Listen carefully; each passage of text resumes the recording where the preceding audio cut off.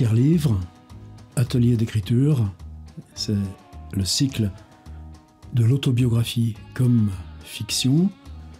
On a fait 14 explorations. Moi, j'ai beaucoup appris. Sur ces 14, quasiment la moitié, c'était des premières pour moi.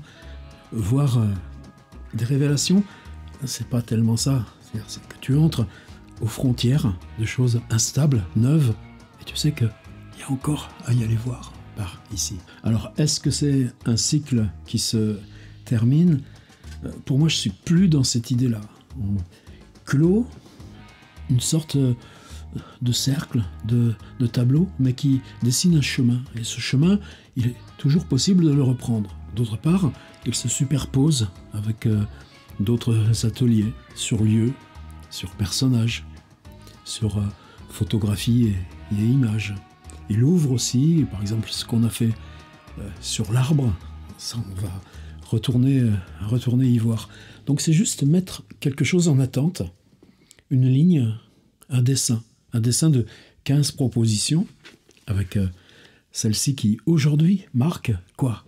Marque qu'on dessine un gros rond autour de ces 15 grosses patates de propositions, et puis qu'on les met là en suspens.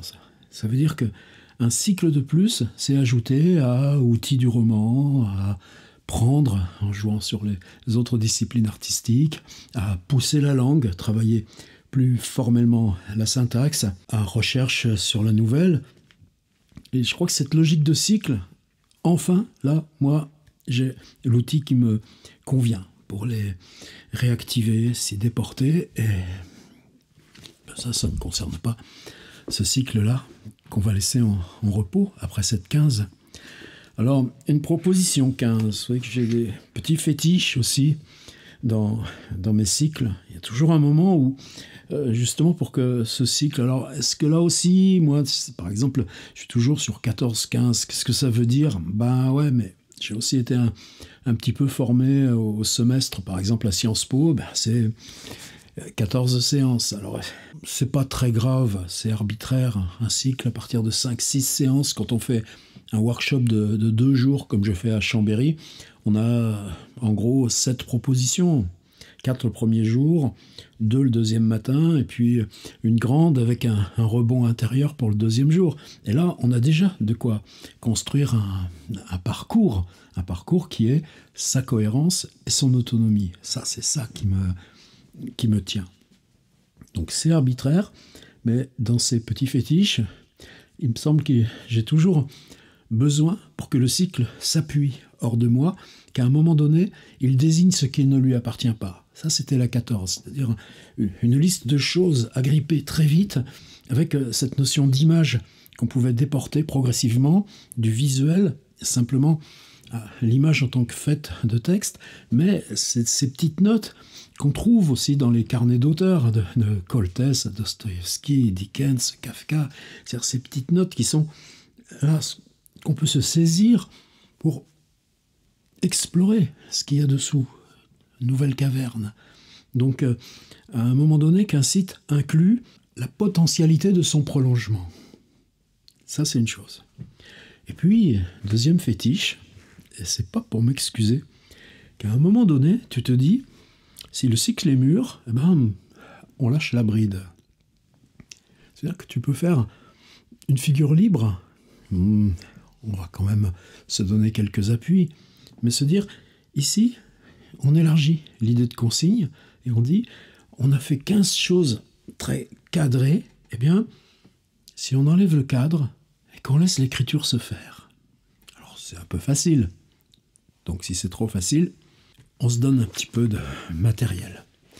Le matériel, c'est un livre, Le Loup des Steppes, que je pratique depuis très longtemps. Comment je l'ai découvert ? Enfin, Hermann Hesse, c'est comme l'Amérique et Christophe Colomb.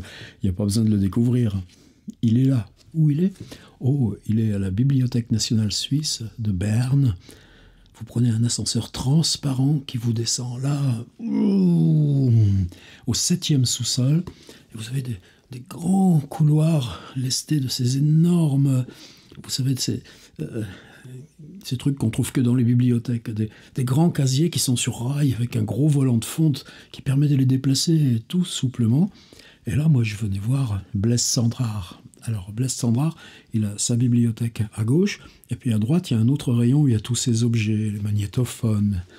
Bon, ben, c'est pas de ça qu'on veut parler, c'est que juste avant, en quittant Cendrars, mais ça c'est Hermann Hesse, ah ouais, il y a toutes ces archives. Alors, les livres de Hermann Hesse, peut-être le plus connu, ce serait Narcisse and Goldmund, le plus secret, le plus symbolique, là, aujourd'hui, dans les temps qui courent, pour la situation de la littérature dans ce monde, ce serait Glasperlspiel, le jeu des perles de verre.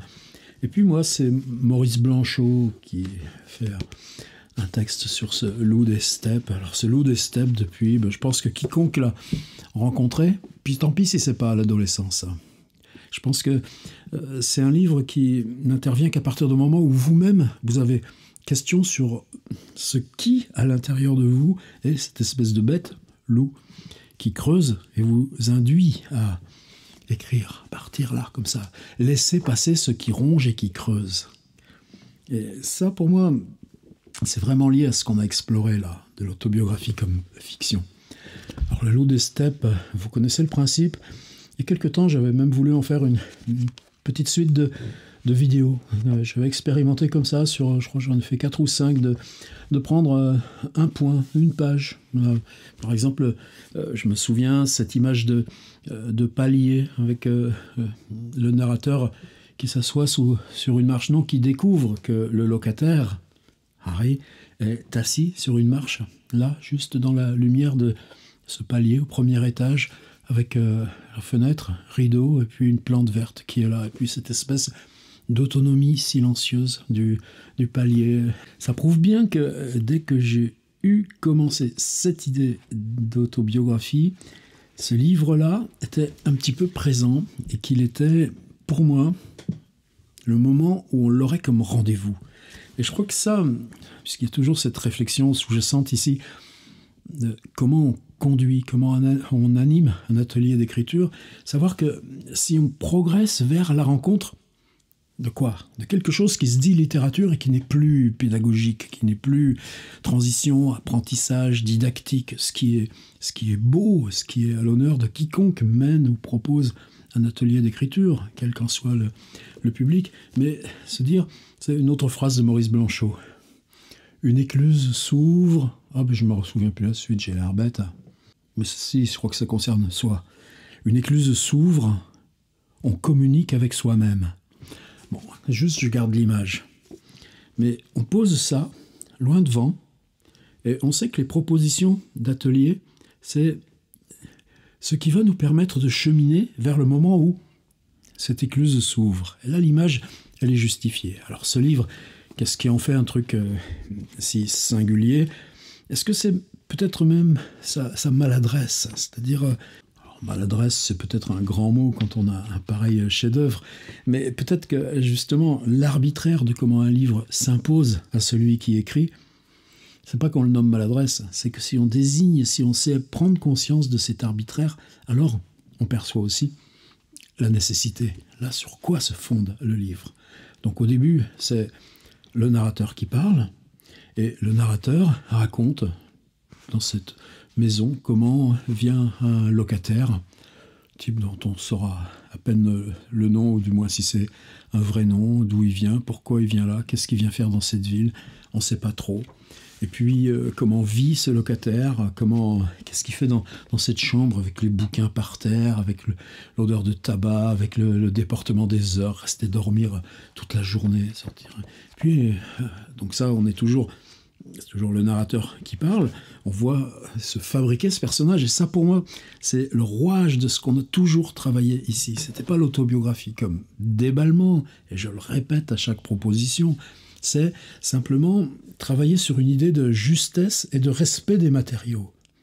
C'est pas la marquise sortie à 5 heures, c'est dire, si j'utilise cette image, ce couloir, cette porte, cet arbre, ce lieu, cette silhouette, puisqu'on a aussi travaillé sur des silhouettes de personnages, eh bien, je suis forcé de les respecter. Et si j'installe la fiction dans ce respect, alors le récit tout fiction qu'il sera, il sera fait d'éléments qui ont présence, qui ont chair, qui ont... Et à ce moment-là, se fabrique cet effet retour. C'est-à-dire que vous qui lisez, ça vous contraint d'aller chercher en vous ce qui correspond à cette justesse, à cette présence. Et là, qu'est-ce qui gagne? Eh bien, c'est la littérature, c'est le récit. Donc, important, première partie du livre, le narrateur installe un personnage. Un personnage dans son mystère, dans son énigme. Et ça, nous, il faut qu'on le garde en tête. Je ne vais pas vous demander de travailler sur vous, mais c'est ça que nous apprend ce livre. De travailler sur la vérité d'un autre. Et que si l'autre, à vous, est énigme, ce qu'on va écrire, c'est l'autre devant son énigme. Cet emboîtement. Et ça, cet emboîtement, c'est le loup des steppes. Qu'est-ce qui différencie le narrateur du personnage? Pas grand-chose, sinon que l'autre a accepté ce chemin vers la folie. Donc, deuxième partie, c'est quelque chose de très archétypique, très traditionnel, justement, qui est un petit peu trop usé pour que nous, on s'en serve. Encore que, le personnage a disparu, simplement, le narrateur découvre, dans la chambre délaissée par celui qui est parti sans trace, un manuscrit. Ce manuscrit s'appelle Le Loup des Steppes, il est écrit à la première personne, donc première partie, le narrateur à la première personne, deuxième partie, le manuscrit à la première personne. Simplement, celui qui dit « je » dans la deuxième partie, il n'a pas besoin de se raconter lui-même, puisque c'est le personnage qu'on a vu dans la première partie. Emboîtement. Si on garde cette idée de l'emboîtement, aussi, on a ce qui nous amène à la proposition que je vais vous faire. On retrouve dans le début de cette deuxième partie le personnage tel qu'on l'a vu ébauché dans la première, c'est-à-dire qu'on comprend ce qu'il fait dans cette chambre, en vivant la nuit, au milieu des livres. On comprend ce qu'il fabrique plus ou moins dans cette déambulation nocturne dans la ville. Il y a une chose assez étrange d'ailleurs, c'est le narrateur dans la première partie croise le personnage dans une déambulation nocturne. Ils vont ensemble dans une espèce de bar au milieu de la nuit, puis la pluie, et puis se quittent, et puis on retrouvera la même scène qui va croiser là le manuscrit, mais à l'envers, puisque le jeu a changé d'énonciateur, ou l'énonciateur a changé de jeu, comme vous voulez. Et puis, tout du long, il y a cette figure, là encore pour moi, qui a fait provoquer, en tout début de cycle, qu'à côté je fasse ces vidéos où j'étais en train de relire Le Loup des Steppes. C'est dans ces chemins de ville, la nuit, un long mur dans lequel, dans certaines circonstances, apparaît une porte. Cette porte, il y a une enseigne, c'est un théâtre qui est lié à la folie. Si vous êtes assez fou, le théâtre vous sera ouvert. Ça, c'est Le Loup des Steppes. Mais, dans le manuscrit, à la fin, là, ça amorce à page 190, le manuscrit fini, page 247, donc une espèce de coda de fin, donc c'est une grosse séquence d'une trentaine de pages, alors qu'il est, je serais plutôt dans ne pas la scanner, parce que j'ai l'impression que si je la scanne, vous vous retrouverez dans une idée de roman, avec des personnages, avec des îles, avec des imparfaits, des passés simples, on est dans une logique du romanesque. J'ai pas envie que nous, on s'embarque dans cette logique-là. Prenez le cycle outil du roman, faites les propositions qui sont dedans, c'est pas la question. C'est que j'ai pas envie que vous mimiez ou que vous vous laissiez happer par la phrase de Hermann Hesse. En plus, on est dans la fin d'un livre. La fin d'un livre, même chez Hesse, c'est le moment où tu laisses faire. C'est le moment où on a suffisamment travaillé. Par exemple, cette scène que je disais, le type assis sur la marche d'escalier, parce que dans ce palier-là, il y a une espèce de lumière chaude, stable, il y a une présence des choses avec cette plante verte-là, qui est juste là dans le petit espace vide, mais traversée par la verticalité de l'escalier, et puis ce moment de silence, le type assis sur la marche, eh ben, ça ne pourrait pas exister là, dans la fin. Il y a certainement un très bel exercice d'écriture à faire avec ce truc du palier, avec ce mur dans lequel apparaît à certains moments une porte. Mais justement, on l'a déjà fait, l'exercice sur la porte. C'est pour ça que je vous dis, ce truc-là, c'était le point de rendez-vous, mais amorcé depuis très très très très longtemps. Donc, si vous avez le livre chez vous, ouais. Si vous avez envie de vous l'acheter en poche, ouais. S'il est à la bibliothèque du quartier, ouais. Mais c'est juste le dispositif dont je voudrais vous faire part.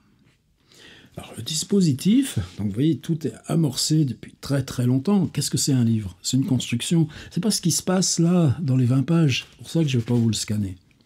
C'est pas le temps que ça prend. C'est que je voudrais que ça reste à distance. À la limite, il y a longtemps que vous ne l'avez pas lu, eh ben, ne le relisez pas. À la limite, dans vos chemins de lecture jusqu'ici, vous avez croisé Hermann Hesse, mais vous n'avez jamais croisé le Loup des Steppes. Attendez donc d'avoir fait votre exercice pour aller le lire. Vous comprendrez beaucoup mieux le livre si vous avez fait l'exercice. Ok? Donc le dispositif. Ce que je vais simplement dire, c'est que là, dans ce passage qui va très vite, là, c'est 30-40 pages sur la fin, tout est amorcé depuis très très très longtemps dans la construction. En particulier, le fait qu'à un moment donné, ce théâtre, on y rentre. Et c'est là, juste pour moi, le point important. Et c'est là, pour moi, le point important qui bascule. Je ne sais pas si cette vieille édition Kalman Levy est encore en cours. Chez moi, c'est en bas de la page 195. Donc, vous voyez, c'est le livre à 250 pages. Donc, on est à, si vous divisez en cinquième, on est à 80% pile du livre. Et puis, tout d'un coup, nous nous levâmes. Pablo nous précéda en souriant. Vous voyez, c'est justement ça que je ne veux pas que vous vous laissiez contaminer. Ouvrit une porte. Oui, ça c'est nos portes. Tira un rideau et nous nous trouvâmes dans le couloir central d'un théâtre. Un hémicycle, donc cette figure incurvée, tournante, mais quand vous êtes face à un long couloir d'hôtel, je pense à des choses en robe grillée par exemple, et on l'a tous aussi traversé. Enfin, traverser, c'est pas qu'on traverse le couloir, c'est qu'on est face à ce couloir avec plein de portes identiques qui viennent là.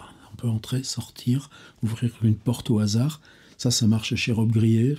Probablement aussi, il y a des choses comme ça qui s'enracinent là dans le procès de Kafka. Le moment où dans ses greniers, il va tomber là sur la salle du tribunal, autour duquel un nombre inouï de portes étroites conduisait aux loges.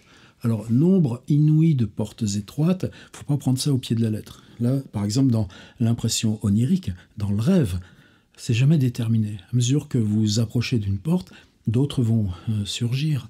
Un hôtel, si vous changez d'étage, un autre couloir avec autant de chambres va surgir. Alors, ce nombre inouï, là pour moi, on est dans peut-être là où Hermann Hesse reste dans le truc traditionnel. Mais il n'y est pas au début du livre, quand il y a la plante verte sur le palier. Là, nombre inouï, c'est indéterminé. Simplement, ce que ça veut dire, c'est que dans l'espace onirique, c'est le fait de multiplication. Si on cherche à compter, ça se démultiplie. Donc, l'expression nombre inouï induit plus le rapport au rêve, le décalage au réel, que quelque chose d'extrêmement simplement visuel. Encore que la peinture sait le faire aussi, ça, ces choses-là. De portes étroites. Étroite, ça veut dire que tu vas avoir du mal à t'y glisser. Et encore, on n'a pas tous le même gabarit, la même largeur ou le même volume de profil. Conduisait aux loges. Par contre, loge, là on a quelque chose. Même si, pour nous, c'est quelque chose de totalement traditionnel dans cette... Là, c'est tous ces petits théâtres à l'italienne, ces petits théâtres d'Allemagne. Mais dans combien de nos villes de province, on les a aussi, ces petites loges de théâtre. Et puis prenez n'importe quoi dans Balzac, dans Maupassant, même dans Flaubert, cette histoire de la loge, c'est quoi? C'est un petit monde clos, séparé des autres, mais manque une paroi. Et cette paroi, elle est face à ce qui se propose sur la scène. Mais vous pouvez chacun croire, dans l'espace délimité de la loge, que vous seul avez rapport avec ce qui s'installe sur la scène. Il y a un très beau conte de H.T.A. Hoffmann aussi, à Bamberg, où la chambre d'hôtel du voyageur, il y a une porte de communication, et il s'aperçoit quand il ouvre la porte de communication, il se trouve directement dans une loge de l'opéra où se produit une scène de Don Juan. Et là, ce dédoublement de la porte aussi, alors est-ce que c'est ça dont Hermann Hesse s'est souvenu au moment d'installer ça? Peu importe. Mais là, cette idée de la loge, c'est-à-dire vous entrez dans un lieu clos, vous quittez le couloir, vous quittez cet endroit où il y a toutes les portes, qu'ils soient arrondis, comme dans nos théâtres de province ou nos petits théâtres à l'italienne, avec toutes ces ouvertures sur les différentes loges, ou qu'on soit dans la linéarité de ce couloir d'hôtel, comme dans genre là. Par contre, j'ai plus le robe grillée. Est-ce que c'est le livre sur Révolution à New York? Pas grave. J'ai pas très envie d'aller me remettre de robe grillée aujourd'hui. Mais ce grand couloir droit, tel que souvent on peut l'avoir dans le rêve, et puis vous ouvrez les portes au hasard, une ou une autre, à gauche, à droite. Et là, la différence entre l'hôtel et Hermann Hesse, le dispositif du théâtre, c'est que dans le théâtre, on entre dans la loge, donc on est soi-même dans le lieu clos. Peut-être que des fois, il y a quelqu'un avec vous, ou pas. Et puis, vous voyez sur la scène, devant, ce qui est proposé à votre intention, comme ça doit l'être dans toutes les loges à la fois. Simplement, si c'est fantastique, c'est qu'à chaque fois qu'il entrera dans une loge, le spectacle sur la scène sera différent dans l'époque, dans les personnages, dans ce qui est livré à lui de lui-même. Ce qui ne va pas être, nous, notre exercice. Par contre, dans la chambre d'hôtel, vous ouvrez la porte et vous êtes immergé tout de suite dans quelque chose. Et ça, par exemple, quelque chose qu'on trouve tout le temps aussi de façon native chez Franz Kafka. Et là, je suis bien dans mon centre en appelant juste ces 2-3 exemples. La scène récurrente chez Kafka, c'est fenêtre sur rue, la chambre. La chambre qui est sa chambre, celle où il revient, où, de façon archétypique, il y a la couchette, le canapé où il dort, tout simplement. Il n'a pas de chambre à lui. Il y a 2 chambres qui sont partagées par ses 3 sœurs. Les parents se débrouillent à dormir dans une arrière-fond, là, dans une alcôve au fond de leur épicerie. Et puis lui, il est dans cette pièce où tout le monde passe, traverse. Et il y a la table où il écrit, et puis la fenêtre sur rue. Avec ces 3 éléments, ça va revenir 10 fois, 15 fois, 20 fois. J'en ai déjà parlé ailleurs, mais c'est ce cadre fixe qui va servir à des scènes récurrentes. Je rentre dans ma chambre, et puis au plafond, il y a une espèce d'épée suspendue qui se déplace partout où je vais. Je rentre dans ma chambre, et puis tout près de la fenêtre, il y a une espèce d'énorme œuf d'oiseau, un oiseau méchant, mauvais. Je lui donne mon sandwich pour avoir la paix, mais après, comment je vais le nourrir s'il faut que tous les jours j'aille chercher, moi qui suis qu'un pauvre employé de bureau, 1 kilo de viande de poisson avarié pour lui donner, pour qui je vais passer. Puis une fois, je rentre dans ma chambre, et puis il y a la porte dans le mur qui s'ouvre, et puis entre un personnage, et ce personnage, ben, vous savez quoi, il me ressemblait tellement, c'était comme si c'était moi. Ou alors je rentre dans ma chambre, ou alors je suis dans ma chambre en train d'écrire une lettre, et tous les soirs, à 6h, il y a un gars qui est la chambre d'à côté, qui rentre et qui me fiche un poing dans la figure. Et vous savez quoi, hier soir, c'est moi qui ai eu le dessus dans la bagarre. Mais il avait amené sa copine et il me disait, elle fait semblant de perdre, elle nous regarde. De quoi je m'aperçois à ce moment-là, c'est qu'elle était en train de lire ce que j'étais en train d'écrire, ma lettre, là, sur ma... etc., etc. Et si vous prenez le procès, ou la métamorphose, je me réveille, je suis dans ma chambre, et juste, même période, et bien tout d'un coup, le procès, où il ne va plus rien écrire d'autre pendant 2 ans, mais je suis dans ma chambre, et j'aurais dû avoir la logeuse qui vient m'amener mon café, et puis je m'aperçois que en face, de l'autre côté, la petite vieille, là, elle me regarde. Qu'est-ce qui se passe? Et puis à ce moment-là, il entend les pas, etc. Monsieur Joseph K., vous êtes en état d'arrestation, etc. Alors, c'est toujours, on n'est pas dans le même principe que Hermann Hesse, mais on est dans quelque chose de très voisin. Alors, je reviens à mon Hermann Hesse. Voilà notre théâtre, expliqua Pablo. Il est amusant, j'espère que vous rirez bien. Simplement, est-ce qu'on rit des tableaux de sa mort? Est-ce qu'on rit de la folie en vous, quand elle vous est révélée? C'est autre chose. Là-dessus, il éclata de rire. C'était le rire lointain et singulier que j'avais entendu déjà. Mon petit théâtre a autant de loges que vous le désirez. C'est là où l'expression nombre inouï de portes étroites, qui a priori est très abstraite, là, c'est autant de loges que vous le désirez. 10, 100, 1000. Et derrière chaque porte vous attend ce que vous cherchez. Simplement, est-ce qu'on sait ce qu'on cherche? Non. Donc c'est en ouvrant, en multipliant les expériences, que va se constituer progressivement, c'est ça qui fascine dans ce texte, ce qu'on cherche, mais on ne sait pas à l'avance ce qu'on cherche. Dans le monde Internet, on appelle ça la sérendipité. Les frères de Sérendipe qui ont découvert l'île de Ceylan au XVIIe siècle, sans le savoir parce qu'ils cherchaient autre chose. Une belle galerie de peinture, cher ami, mais ça servirait à rien de la parcourir. Vous seriez aveuglé, entravé parce que vous êtes accoutumé d'appeler votre personnalité. Vous avez sans doute deviné depuis longtemps que la délivrance du temps, l'affranchissement de la réalité, tous les autres noms que vous pouvez donner à votre nostalgie ne signifient en somme que le désir de dépouiller votre soi-disant personnalité. Si vous entriez au théâtre tel que vous êtes, vous verriez tout avec les yeux de Harry, à travers les vieilles lunettes du loup des steppes. Par conséquent, vous êtes invité à vous défaire de ces lunettes, à bien vouloir déposer cette estimable personnalité au vestiaire, où elle sera sur demande et à n'importe quel moment remise à votre disposition. Voilà, ça suffit comme extrait.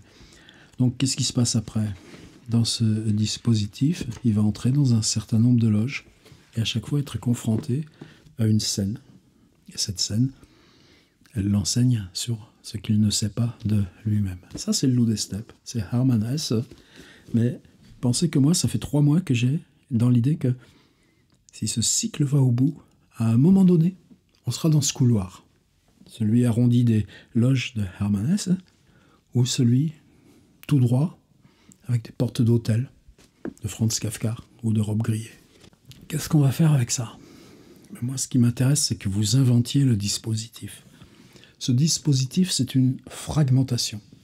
C'est construire, et ça on l'a fait tout le temps, que la composition architecturale d'un livre, d'un projet de plus grande ampleur, c'est la précision sur l'instant découpé de ce qu'on est en train d'écrire. Et ça, c'est pour ça que, en tout cas moi, c'est ma manière d'essayer ça, et c'est ma manière aussi de lire les plus grands livres continus, c'est-à-dire de quelles unités précises ils sont constitués. Reprenez un peu votre Proust, et lisez-le de cette façon-là, ou un Stendhal, et vous verrez comment s'articulent ces suites d'unités qui chacune sont discontinues, disruptives. Par contre, écrivez tout ce que vous voulez de ces unités, à un moment donné, ça se compose en architecture. Et là est lié le livre. Donc nous, là, c'est ce qui vous est demandé, c'est de fabriquer ce dispositif de fragmentation des scènes. Y compris que ces scènes peuvent inclure les textes déjà écrits. C'est là où un projet, quand il s'articule avec lui-même, se fonde sa propre autonomie, se sépare de vous et que on entre dans le processus qu'on dit publication. Dispositif de fragmentation, Rob Grillet, c'est couloir avec chambre d'hôtel. Kafka, c'est je rentre dans ma chambre, mais chaque fois il y a autre chose. Lui, c'est ce lieu-là, théâtre. Simplement, il a bien construit, il a passé 200 pages, 185 pages à ça. À quel moment, dans quelles conditions, par rapport à soi-même, ce théâtre peut surgir et que on y est dans le couloir avec l'autorisation d'ouvrir les portes. Donc, une fois que le dispositif est fixé, précis, est-ce que vous le racontez, est-ce que vous ne le racontez pas? Ça, c'est à votre choix. On peut très bien laisser au lecteur le soin de deviner quel est ce dispositif. Station 1, station 2, expérience 1, expérience 2. Libérez-vous de la rhétorique. Ce qui compte, c'est couloir d'hôtel, chambre 1, chambre 10, chambre 4, chambre 20. Changez d'étage. On est au sous-sol. Pièce 1, réserve 2, réserve 3. Qu'est-ce que vous avez? Le vie mode d'emploi de Georges Perec. Une fois que vous avez votre dispositif, pas la peine de trop le raconter. C'est pas là qu'est l'essentiel. C'est, on ouvre la porte, on voit quoi. Et là, ce que je voudrais, c'est que vous vous concentriez sur un personnage. C'est là pour moi où ce livre est hallucinant, parce qu'il y a le narrateur, son personnage, et l'expérience dans le théâtre, c'est pas le narrateur qui la vit, c'est le personnage. Et donc ces personnages, il y en a plein dans les textes que vous avez déjà écrits. Prendre un de ces personnages, mais à distance de vous-même. On est dans un atelier d'écriture, on est dans une expérience collective, on est dans quelque chose qui permet le partage, l'échange. Donc tenez-le à distance de vous-même. Oui, c'est fascinant. Oui, on peut interpréter Samuel Beckett comme ça. Chaque livre de Beckett, le père là, qui attend dans sa voiture dans le garage parce qu'il ne veut pas entendre les cris de l'accouchement, y compris quand ce sera son fils qui sera né. Ça, c'est dans Compagnie, mais c'est pareil dans Premier Amour, c'est pareil dans Le Dépeupleur. Chaque fois qu'on entre dans un livre de Beckett, on a cette logique-là qui est créée tout entière. Mais est-ce que c'est Beckett lui-même? Non, jamais. Donc moi, ce que je souhaite, ce que je vous propose pour terminer ce cycle, en sachant très bien, là, nous, bientôt, on va commencer une autre expérience sur film et écriture. Ça va durer quelques semaines, mais là, magie des catégories sur le WordPress, eh bien, le petit mot-clé dièse 15, vous allez pouvoir l'utiliser. C'est pas là une proposition à faire en 24 heures. Laissez-la mûrir. Et puis, rendez-vous dans 3 semaines, ou bien, tout simplement, c'est toujours dans le site, accessible, disponible. Donc, on n'est pas dans boucler quelque chose. On est dans ouvrir quelque chose. Moi, ce que je souhaite que vous ouvriez, est-ce que 3 suffisent? Oui. Est-ce que c'est mieux s'il y en a 5 ou 6? Oui. À quel moment ce nombre inouï, comme dans Hermann Hesse, 10, 100 000? Non, c'est l'idée qu'il peut y en avoir autant. Comment, fractalement, donner l'idée qu'il peut y avoir autant de ces pièces que vous voulez, alors même que vous allez n'en décrire que 3 ou 5, là, par contre, c'est un défi d'écriture. On ouvre un dispositif qui s'ouvre. Est-ce que le personnage est présent?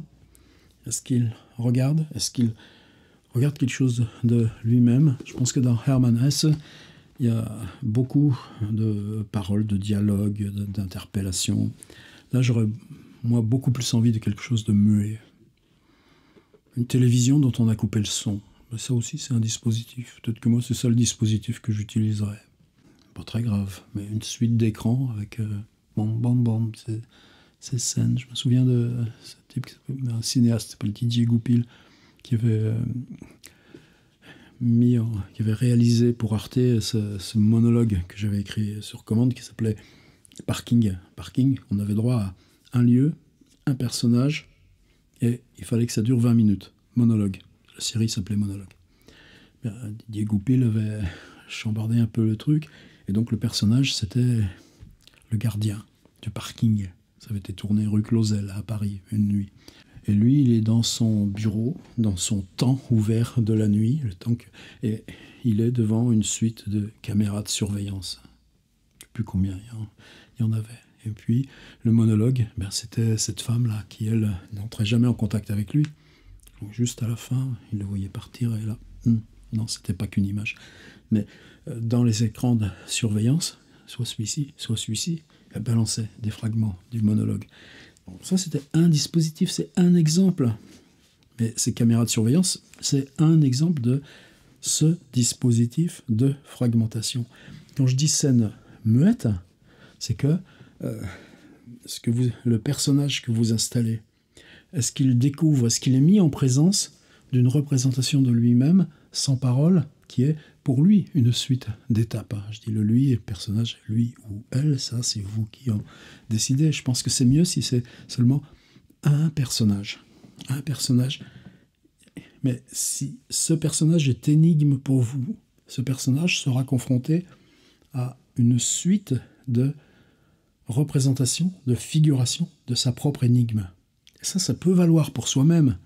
Simplement, je vous dis, je préférerais qu'on le vive par procuration. Et là, le Loup des Steppes nous offre un de ces dispositifs.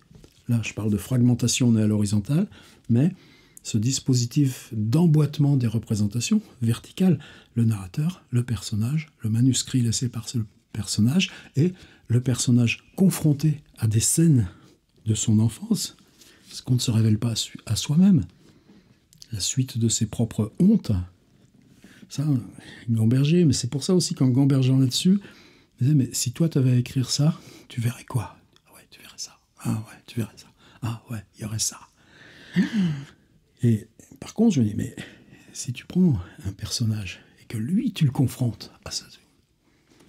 Voilà, en gros, c'est ce que je voulais vous proposer. J'en ai assez raconté, c'est bien d'être bref, comme c'est quelque chose d'ouvert et libre. Je ne mets pas de scan, juste là ce que j'ai lu, parce que je crois que formellement, on est dans un livre de la tradition littéraire et que on a chacun développé, là, dans les 14 propositions, assez de singularité de langue, assez de personnalisation de la langue pour y aller franco. Donc vous écrivez dans ce qui est déjà votre écriture parce que vous l'avez trouvé dans les propositions précédentes. J'avais même beaucoup insisté là-dessus sur la 14. On cherche cette image de langue, on cherche cette singularité de langue. Eh bien, on se réinstalle dedans, et là, fragmentation, c'est que 3 fois, 5 fois, 7 fois. Pourquoi l'impair? Parce que l'impair. Maison infinie, pensez à ce grand livre que La Maison des Feuilles. Là, on a du mal à le trouver en ce moment, mais Claro, le traducteur, a juré qu'il va bientôt être réédité. C'est quoi le point de départ de La Maison des Feuilles? Vous achetez une maison et vous découvrez qu'elle est plus grande à l'intérieur qu'à l'extérieur. Oh, on va y revenir dans film et écriture, puisqu'il y a des films et des scénarios à l'intérieur de La Maison des Feuilles. Donc, vous ouvrez, vous inventez votre dispositif. Pas forcément besoin de le décrire. Vous pouvez tout simplement nous le laisser à deviner, ou en faire une didascalie. Chez Beckett, il suffit de didascalie. Tiens, un Beckett là, qui traîne. Fragment de théâtre 1. Coin de rue, décombre. Fragment de théâtre 2. Au fond, au milieu, une haute fenêtre à double battant ouverte sur un ciel nocturne très clair. On ne voit pas la lune. À l'avant-scène à gauche, à égale distance. Et c'est parti. Donc didascalie suffit. Et puis, par contre, se concentrer à fond sur l'énigme qu'est ce personnage et que lui, qui est un lui ou qui est un elle, ce personnage lié à votre vie, ce soit lui-même, elle-même, qui soit confronté aux scènes de sa vie. Justement parce que pour vous, il est une énigme et qu'en marchant dans l'intérieur de l'énigme, vous allez trouver la pluralité de ces énigmes à lui ou elle, votre personnage choisi. Et comme on est dans atelier d'écriture, qu'on est dans cycle, ça va être des scènes, et j'aimerais qu'on travaille sur l'idée de scènes muettes. Et on y reviendra dans film écriture. Que cette suite de scènes muettes soit cet éclatement de l'énigme, et qu'à chaque fois, ce personnage nous apparaisse plus près, plus vivant. À la fin, on pourrait l'attraper, l'embrasser, lui dire hey, « Viens, viens, viens, je te sauve la vie, je t'emmène avec moi. » Voilà, proposition 15. Je crois qu'on va pas mal en discuter ensemble à mesure que les textes vont venir, mais bien dans l'idée qu'il ne s'agit pas d'une consigne, mais d'une ouverture. On va laisser se faire la langue, et c'est la littérature qui parle, c'est plus nous. Fin du cycle autobiographie en 15 propositions.